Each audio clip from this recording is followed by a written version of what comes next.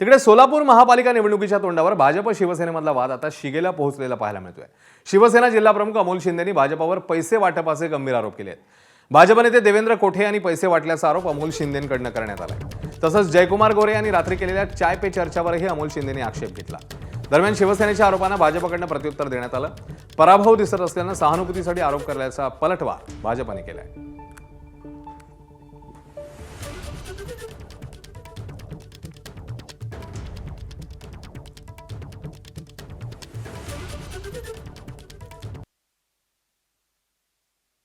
खास करून काल तर पालकमंत्र्यांनी रात्री 11-12 वाजता काही चौकामध्ये बसून पानटपरीच्या बाहेर बसून खुर्च्या टाकून बसले आणि सांगितलं की सगळ्या कार्यकर्त्यांनी 10च्या आत नियम पाळायचे आणि पालकमंत्री 5-50 लोक घेऊन अशा पद्धतीचं नियोजन लावत होते।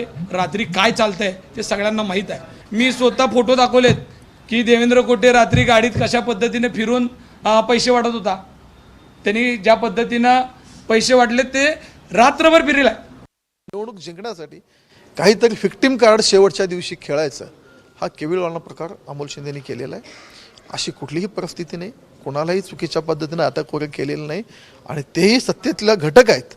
अशा चुकीच्या गोष्टी कदापि आणि असं जर सत्ताधारी म्हणून किंवा प्रमुख म्हणून आम्ही जर सगळ्यांना अटक करू शकलो असतो तर निवडणूकच झाली नसते। असे कुठलेही गैरप्रकार झालेले नाहीत। माननीय मुख्यमंत्री आणि माननीय पालकमंत्र्यांच्या नेतृत्वाखाली आम्ही निवडणूक ताकदीनं लढवत आहोत। चुकीचे आरोप करून केवळ एक विक्टिम कार्ड शेवटच्या दिवशी कसा खेळता येईल, त्याचा उपयोग कसा मतदानात घेता येईल, एनकॅश करता येईल त्यासाठी खेळत, पण निश्चित भारतीय जनता पार्टी निवडणुकीची।